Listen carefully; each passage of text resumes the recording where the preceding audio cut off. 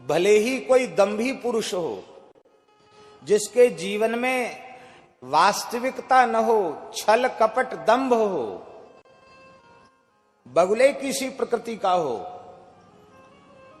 ऐसा चतुर चालाक पाखंडी धूर्त व्यक्ति भी यदि इस संत समाज रूपी तीर्थराज प्रयाग में गोता लगा लेता है तो वो भी नीर क्षीर का विवेक करने वाला हो जाता है।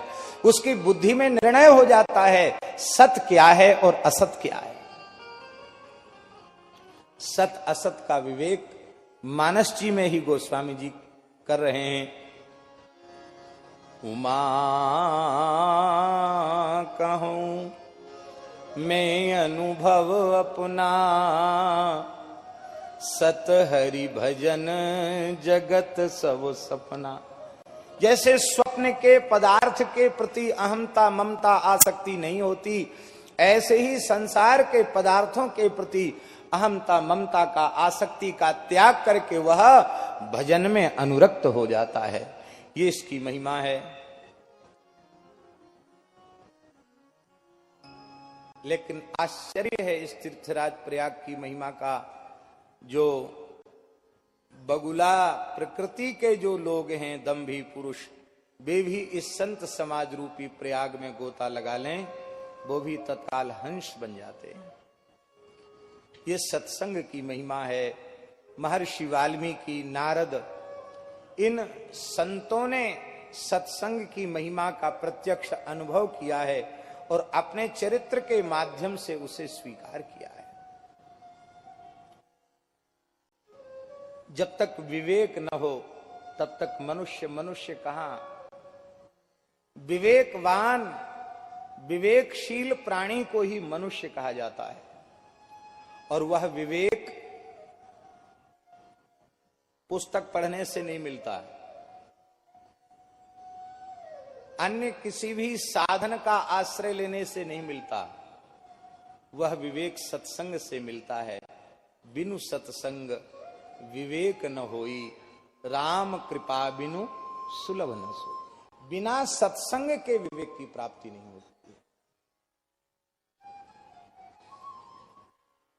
सठ भी सत्संग का आश्रय लेकर के सुधर जाते हैं।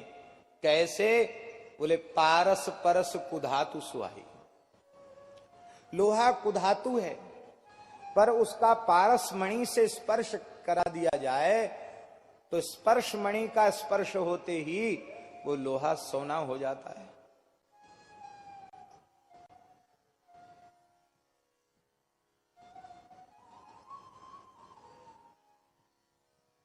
लोहे को ऊपर से कुछ आवरण चढ़ा दिया जाए, कवर चढ़ा दिया जाए, कागज का, कपड़े का, किसी चीज का आवरण,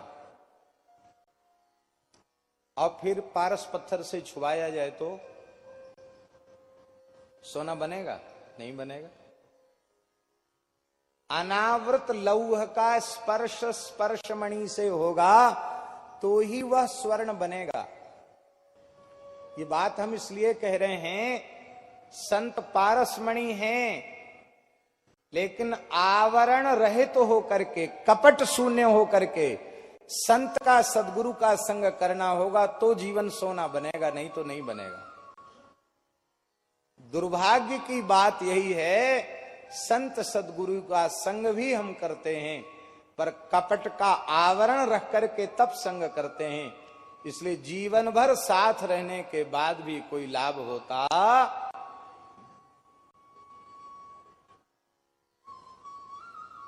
यद्यपि ये कहा गया कि संत पारस के समान हैं, पर संतों ने कहा नहीं, संत तो पारस से बढ़कर के भी हैं, क्योंकि पारस में और संत में बहुत अंतरो जान, वह लोवा सुवर्ण करें वे करें आप समान।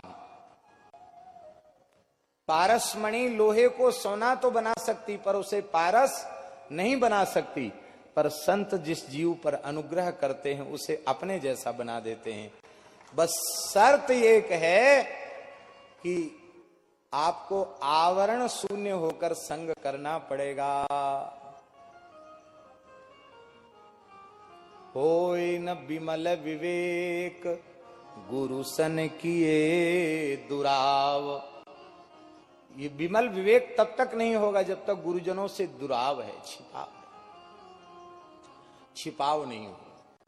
हम अपना हृदय खोलकर उनके सामने रख दें, उनकी नजर बचाकर कुछ न करें। सब ये होता तब है जब उनके प्रति हमारी मनुष्य बुद्धि होती है। जब भगवत बुद्धि हो जाएगी तो उनसे छिपा क्या है। फिर जब हम अपने आप को खोलकर उनके सामने रख देंगे, बस फिर काम बनने में देर नहीं।